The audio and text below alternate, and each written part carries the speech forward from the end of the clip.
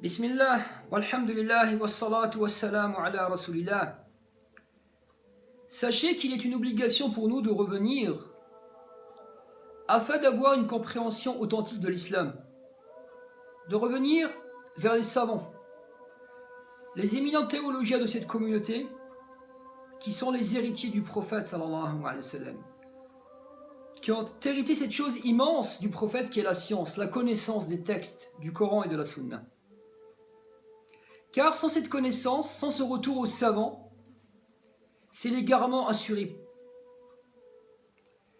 Apporté par Ad-Darimi dans son Sunan, Abdullah ibn Mas'ud, le célèbre compagnon du prophète sallallahu alayhi wa sallam, rentra une fois dans la mosquée et il trouva des gens assis en groupe en train d'effectuer le dhikr, l'invocation d'Allah Azza wa Jal, mais d'une manière qui était inconnue. Alors, il va à leur reprocher cela, les réprimander, que cela n'avait aucune origine. Ces hommes répliquèrent qu'ils ne désiraient faire que le bien, invoquer Allah en groupe.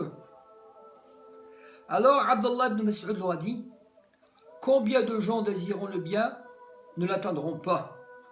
Ce qui signifie que la bonne intention en islam ne suffit pas. Mais il faut que vos actes, vos paroles, vos adorations sont en conformité avec le Coran et la Sunna, aient une origine dans la religion, et qu'elles ne soient pas inventées, en prétextant que c'est un bien. Apporté par Abd al-Razzaq dans son Musannaf, lorsque la fitna, la sédition, commençait à toucher la communauté lors du califat de Ali radiyallahu anhu, et qu'un groupe, les Khawarij, est sorti contre les musulmans, a combattu les compagnons, a fait couler le sang des musulmans, les a rendus mécréants au nom de l'islam. Le meilleur parmi les compagnons, le traducteur du Coran, le cousin du prophète qui était Abdullah ibn Abbas, s'est rendu auprès d'eux, Al-Hururiyun, en Irak, afin de débattre avec eux. Peut-être allait-il revenir vers Allah et se repentir. Ils étaient plus de 6000. Et après son débat, 2000 se sont repentis et revenus vers Allah Azza wa Jal. Ils sont revenus vers la voie de la vérité. Il les a débattus. Et ces Khawarij n'avaient que des versets, des hadiths généraux qui sortaient de leur contexte afin d'égarer les gens.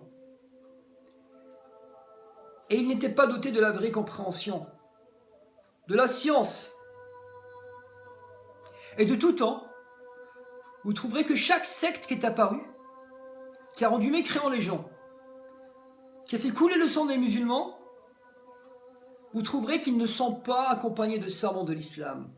Ce sont souvent des jeunes n'ayant aucune expérience et qui suivent les sentiments, habités certes peut-être par une bonne intention, mais qui n'ont pas de science et qui ne sont pas revenus vers les savants de l'islam.